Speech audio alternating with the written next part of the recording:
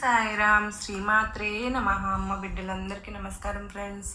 ఏం చేస్తున్నారండి? అందరూ బాగున్నారు కదా? మన అమ్మ దయ వలన అందరూ బాగుండాలని మనస్ఫూర్తిగా అమ్మవారిని కోరుకుంటూ ఈరోజు అందరికీ కూడా శుక్రవారం శుభాకాంక్షలు అండి.